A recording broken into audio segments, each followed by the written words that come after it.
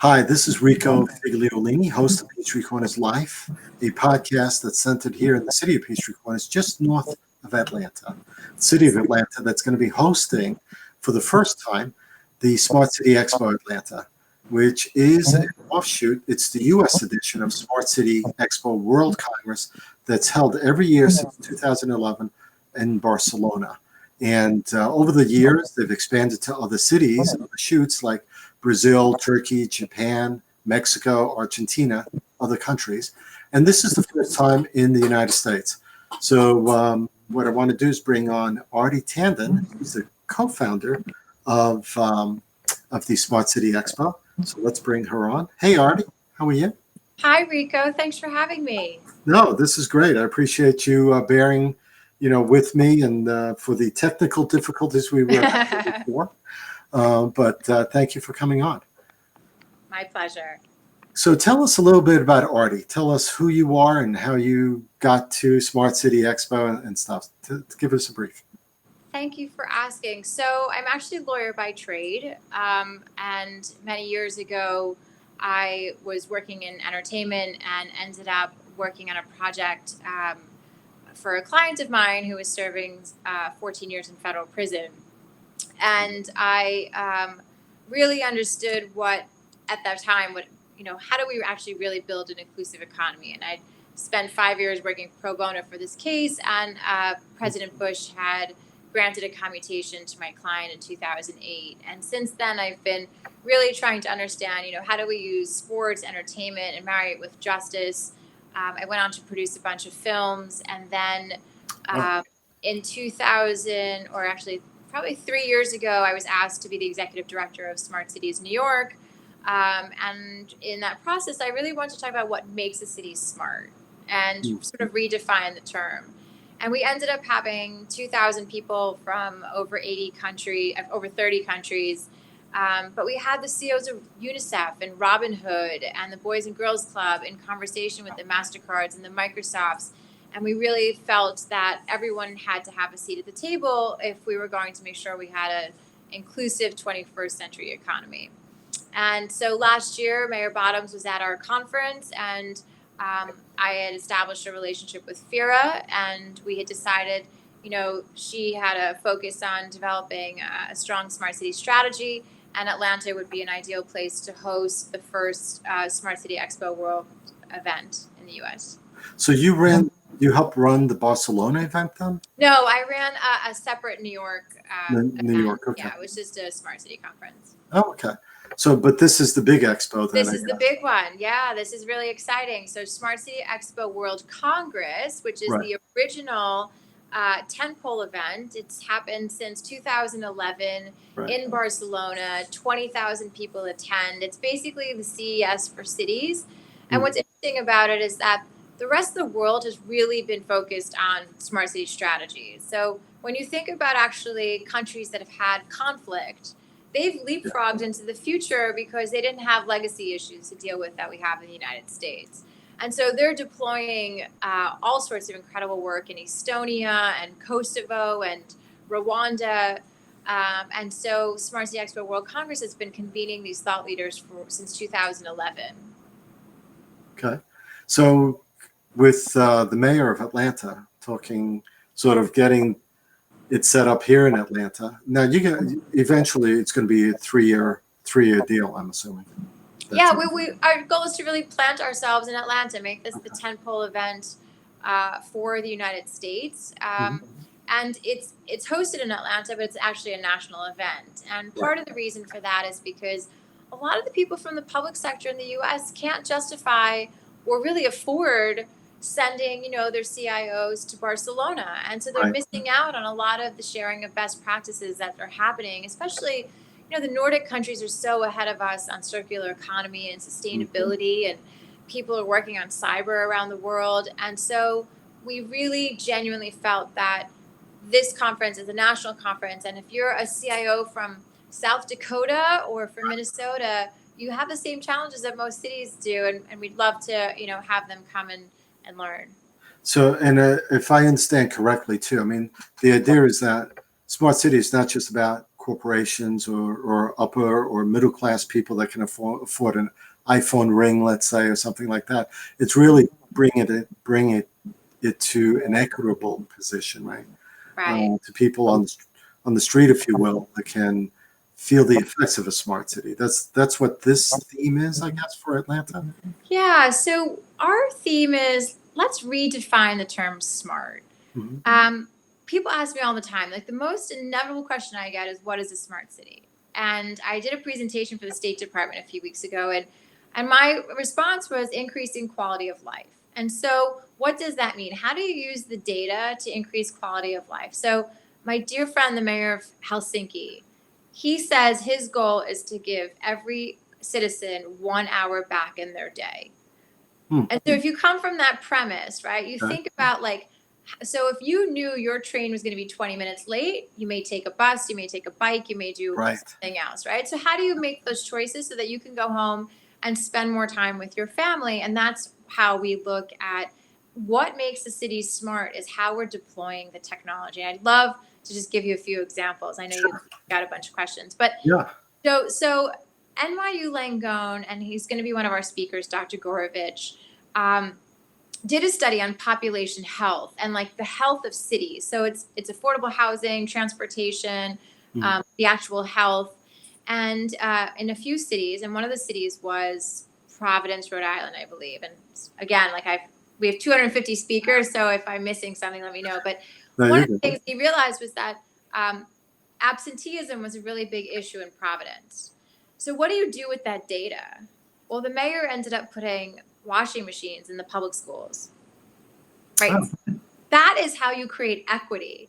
That is where you say we're going to give every child the opportunity to learn, and we don't want them to be ashamed that they can't come to school. And we're going to make sure that they have a safe environment from which that they can prosper. Right. That to us is equity. Like other examples of that are, there are all these amazing energy generating pavements that are being used in stadiums and in universities. So you right. generate energy off the foot traffic. Well, why don't we put that on a basketball court in the Bronx? Right? Yeah. You want people to understand what the 21st century is going to look like, and they think it's robots and they think it's automation. Sure. It's also let's meet people where they are, and that's how this conference is designed, and that's why we're redefining the term smart. That's cool because most people think it's Amazon delivering their stuff by drone. They can't wait for that because that would be easy, I guess, or delivery within an hour or two, right? Right. Using AI machine learning to be able to almost predict what you may want in the next 2 hours to order. Right. But I like that idea, and it's not too far flung out to say that it could happen within years as opposed to within a decade or two, right? It's right here. And I think what we're doing is helping mayors and cities understand that it's literally right here, but your constituents have to understand it. We have to meet people where they are. So, like you mentioned, drones. Drones can be scary to some people, and it Mhm. also can be helpful in the sense where you reduce congestion on the streets, right? Like, so there has to be a balance, and that's the key. That's why the integrated approach to cities is so important. I think what happened in the past, it was like the smart water meter, the smart parking meter, and those are really important. But if they're not interoperable, a city ends up not knowing what the right hand's doing with its left hand. And Does that almost mean that you want sort of, there's the UI, right? Universal integration, right? That's the problem with a lot of these smart devices. You have the Apple iHome, or you have the iHome, the Apple Home. You have all these devices, Alexa and stuff. Can they integrate together? Is there a highway that we can all go on, if you will? And so one great way to look at that, Yeah. Rico, is so a few years ago, the city of Columbus won the big smart city the smart city challenge that was issued by the DOT. And I think 83 cities applied. And the reason Columbus won is because women couldn't get to the hospital in time to deliver their babies. And they came from a very human issue and decided that if they won the grant, they would then adjust how their roads and their emergency response and how their police operated. So when you think about integration, the way you just said it, how do we take a human problem and then get everybody to participate speed on that highway so that we can clear it. And so what happened was they ended up changing their bike lanes, their emergency response, and they ended up addressing climate issues, right? Because now they put in electric buses and they created bus lanes. And so the city started to move better, the environment was better, but it required everyone to come together and Right. do that. So the interoperability doesn't actually have to be between the technology, it actually has to be between the groups that are working to solve the problem. And would you say that, I think some people think you have to invest a lot. Some cities would have to invest a lot to get there, but maybe that's not the case, right? You have infrastructure money anyway. Just spend it wisely makes more sense, no? Yeah, so I think financing is a major issue in the US because we don't have public private partnership models that are as robust in the rest of the world. Like Canada and Australia are leading the way in those places. I think the US also has, a lot of procurement issues and like how do you get from pilot to deployment? Those are all issues we're covering at the conference. And so financing mechanisms are key. And I think a lot of the private sector is looking to help figure out new models. So who would you say already are the some of the key players that will be speaking at the expo that you're Asked looking? my favorite question. I have literally 250 speakers, and so many of them are people, of course, we're so honored to have the CEOs of Cox, the CEOs of SunTrust, the CEO of the Atlanta Braves, and all for different reasons. The CEO of Cox is working on his commitment to sustainability and innovation. He's funded Techstars. He's funded Carbon Lighthouse or invested in Carbon Lighthouse. The CEO of SunTrust is so focused on financial inclusion and public-private partnerships. The CEO of the Atlanta Braves is also obviously focused on public-private partnerships. So think about like all the technology that's advancing a consumer experience inside a stadium, right? Right. And so we have all of them. We're thrilled. We've got TI coming in to talk about the importance of, how do you drive economic development in our communities? And he's doing an incredible job that way. We have John Hope Bryant, who will be in conversation with TI. But then we also have a woman named Veronica Scott, who runs the Empowerment Plan, who created a jacket for people who are homeless that turns into a sleeping bag. Oh, wow. We've got such extraordinary entrepreneurs and innovators. We have a guy who basically has created a coral, I believe, that is helping to regenerate coral reefs. We've got, obviously the best of the best from SoftBank Robotics. We've got BlackRock coming in to talk about social impact. We've got Cisco and we've got Southern Company, our founding partner. Yes. And they are doing extraordinary work to enable the infrastructure for a city to be smart.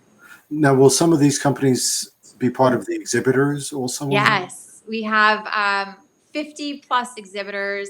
My colleague Adam Lennon has done an extraordinary job. We've got 2 tiny houses.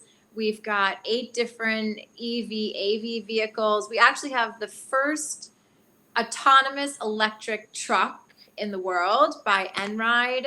Okay. I know that we've got drones, and I know that we've got Bird doing a activation. So when you think about, you asked earlier in the podcast about, what to expect. I mean, the conversation is so comprehensive. It's micro mobility, but it's also building a workforce that's not just the future of work, but how do you build dignity into the future of work? We talk about economic mobility. I think for us, in reframing the narrative, we want to talk about not just autonomous electric and micro mobility. We want to talk about social mobility, economic mobility. We want to talk about human capital alongside venture capital. And we want to make sure the infrastructure is equitable, while it's intelligent. That's exciting. I think that, I have a kid that goes to a STEM high school. He just started last year, right? And I own a magazine called Peachtree Corners Magazine, and our next story in the next issue is about technology in the school and how that works. And that STEM high school is like 4 days of school and 1 digital day, and doing online work. It's interesting to see how young people use smart technology in the easiest way, because I mean that they're growing up in that environment. They know no different to a degree. So Are there any exhibits or anything along the way that you can talk to about that? Well, you talked about young people, and I'm so glad that you brought them up. For us, a smart city is defined by every generation. So we actually have the Harvard Debate Diversity Council scholars for high school seniors coming in to talk about how they envision the future of cities. Okay. We have people with disabilities being represented. We have top disability commissioners in the country from Chicago, New York, and LA coming to talk about what does it mean to build an inclusive city. And the reason I bring it up is because in New York City, to cross the street, it's about 22 seconds, which is based on a 22-year-old white male. Right. Now, think about the fact that if you have a disability or if you're a parent with a stroller, Mhm. right? Like the city wasn't designed for it to be accessible, and so we have the youth, we have a lot of we're really focused on gender issues, women leading smart cities, and we're also making sure that minority communities are represented. And just to go back to your STEM question again, I think the key for us is, um, you know, kids especially have new ways of learning and acting, and they're almost like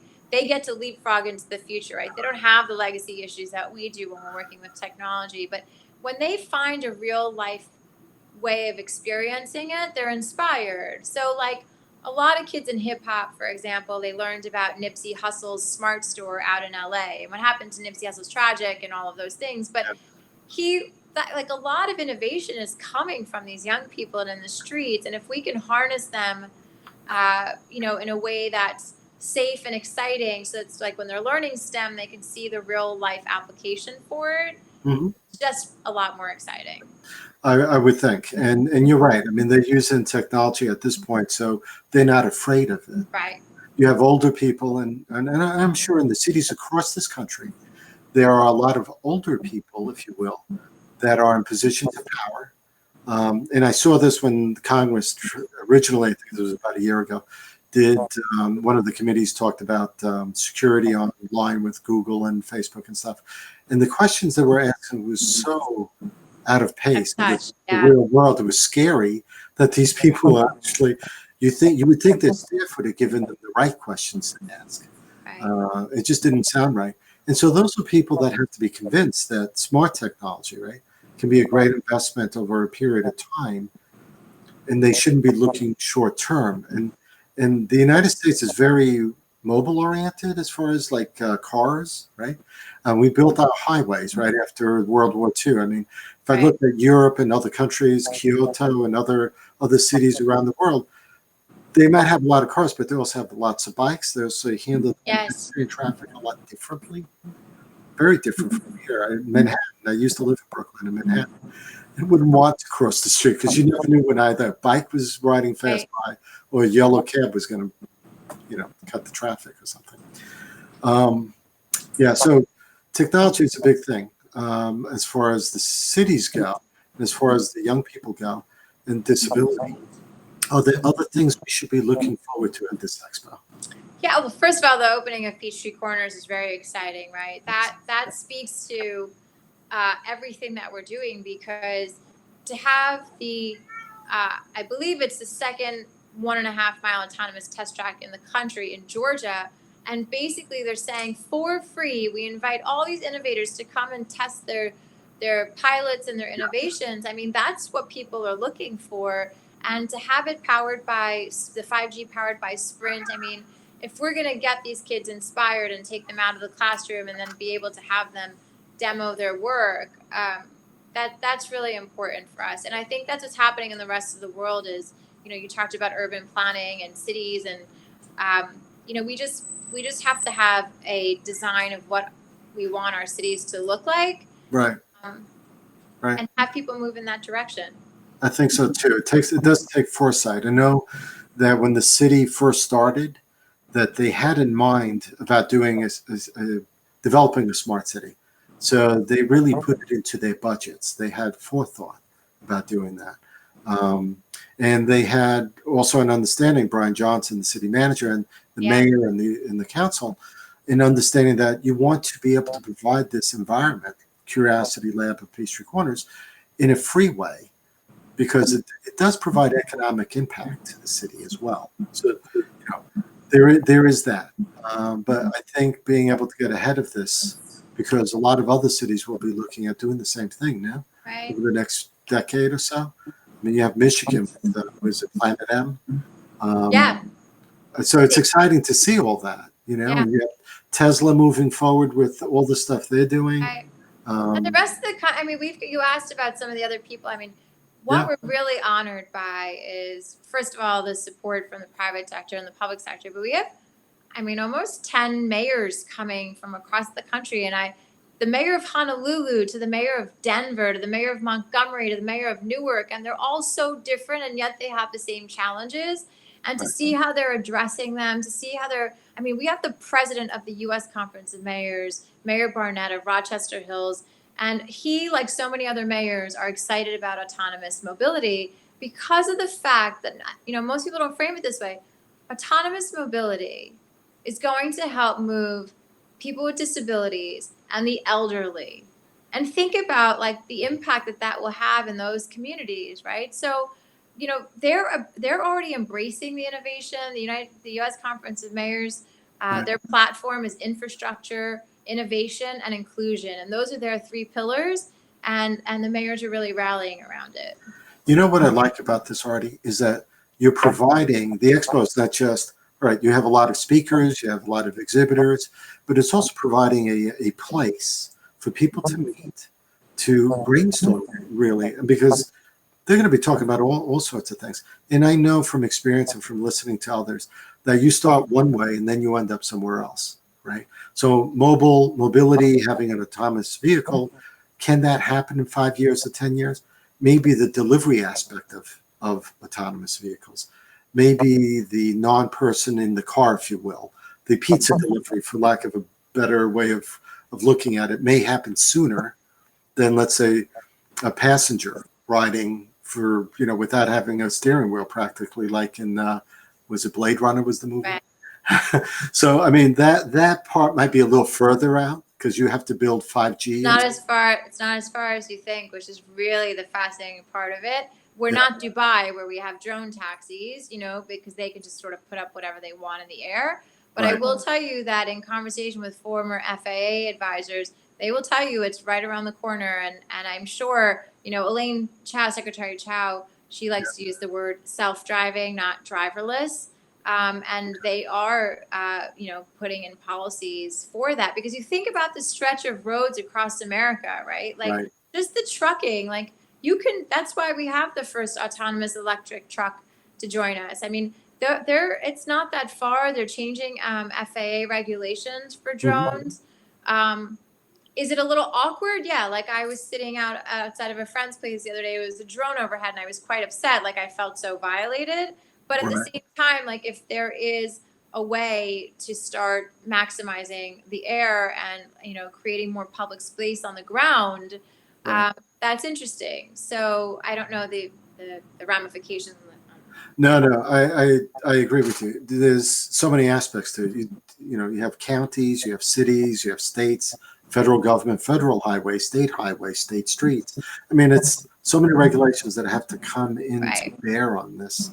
And then the technology, like Sprint. I mean, there's only a certain amount of places that have 5G enabled Sprint, right? Enabled areas, and Sprint is one of the companies doing it. And one of the companies doing it with us in Technology Park, where our track is at. So, because you really can't have autonomous vehicles without that. With the infrastructure. Yeah.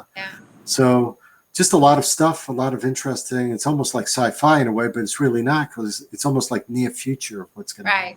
Right. And I think it's just important communicating that to the public. Like they should feel a part of it. That's why I use the basketball example. Like if they understood the technology can benefit them, yes, there's a lot of issues around it. I'll be the first to say predictive analytics in the criminal justice space and things like that are major issues. But it's like, the one thing that Europe has is GDPR, which we don't have in terms of privacy, which, scares people, and rightfully so.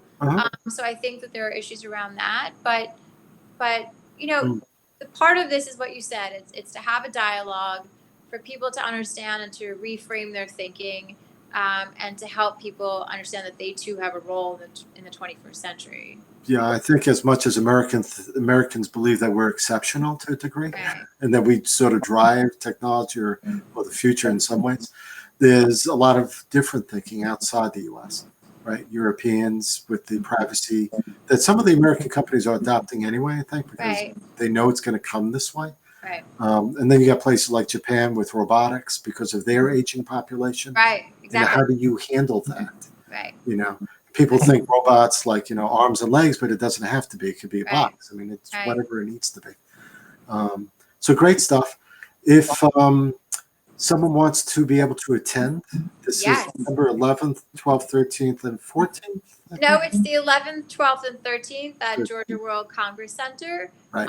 Tickets can be purchased at www.smartcityexpoatlanta.com. I literally just dated myself because your child would just say smartcityexpoatlanta.com, and I put the www in front of it. That's funny. Yes. But they can reach out to us at info@smartcityexpoatlanta.com. We're happy to answer any questions. Okay. People would like to attend, exhibit, are just curious. We would love to engage, and have them be part of this community. What about, and they can follow, I think, on Instagram, Twitter, Facebook? Yes, at SCATL, and hashtag SCATL, I believe, are the handles. And my team might kill me that I don't know that off the bat, but I do believe that those are it. And maybe you can post it when you post this. I think you are right. I think that is correct. And in fact, in the show notes, when people are listening to the podcast on this and on YouTube, I'll have it in the links below. So feel free to look through that.